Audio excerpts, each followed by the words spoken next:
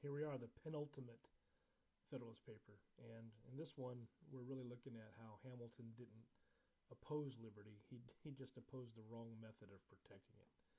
And in 84 here, before the Bill of Rights existed, Americans were deeply divided. Should the Constitution include a Bill of Rights? And Anti-Federalists said yes, absolutely, and Hamilton said no. And not because he disliked rights, but his argument was this. A Bill of Rights could unintentionally limit freedom by suggesting that any unlisted rights didn't exist. And this was one of the most controversial positions, especially in the entire ratification debate. So Hamilton starts by reframing the issue, and that is the Constitution already protects liberty by limiting the powers of government. And in his view, Congress can only do what the Constitution grants.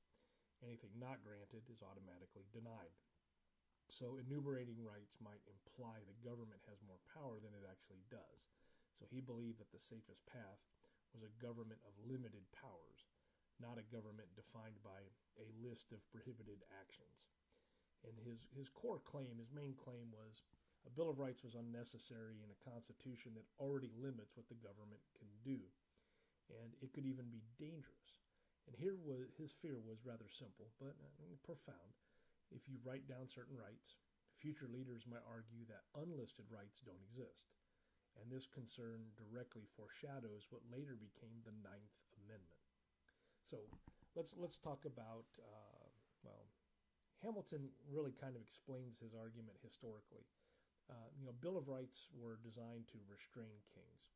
And so in a monarchy, the king starts with all the power, and rights must be carved out from his authority.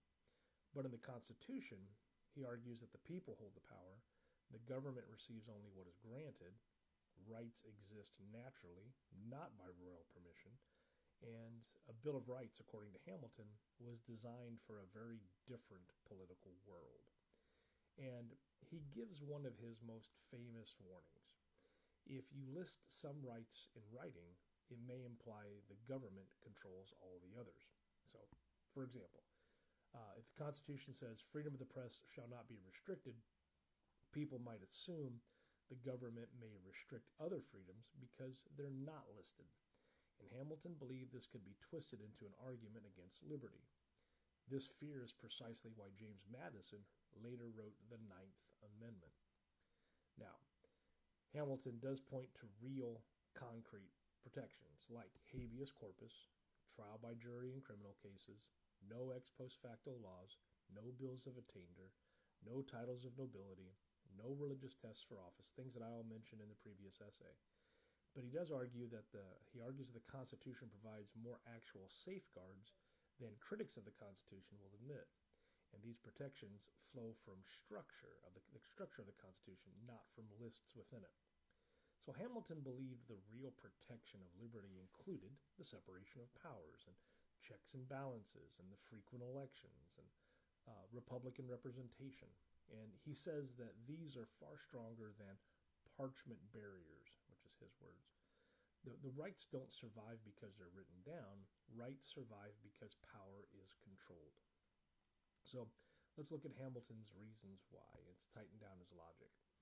The Constitution limits government. What isn't granted is denied. 2, Bill of Rights were meant to restrain kings and not republics. 3, listing rights creates risk for unlisted freedoms. 4, the Constitution already included key protections. And his 5th point was structural limits safeguard liberty better than rigid lists. So there's 84 and 5 easy steps. Hamilton does write this essay as a constitutional realist.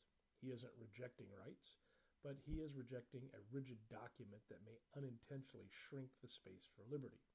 And although he lost the debate, his warnings shaped the final compromise. The Bill of Rights was added. The Ninth Amendment directly addressed his concerns. So even in disagreement, Hamilton influenced the final outcome. So our takeaways here. Hamilton believed the Constitution itself already protected liberty without a Bill of Rights. And he feared that listing the rights or enumerating them would endanger unlisted rights. And finally, his concerns helped shape the Ninth Amendment and the final structure of American rights. So Federalist number 84 reveals Hamilton as being rather bold, but also very cautious. He feared that a poorly designed Bill of Rights could become a weapon against liberty.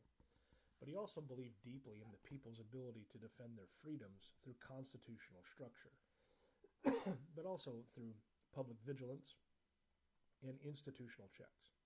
So in the end, America adopted the Bill of Rights.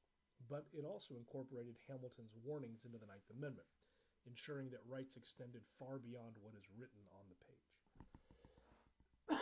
Excuse me.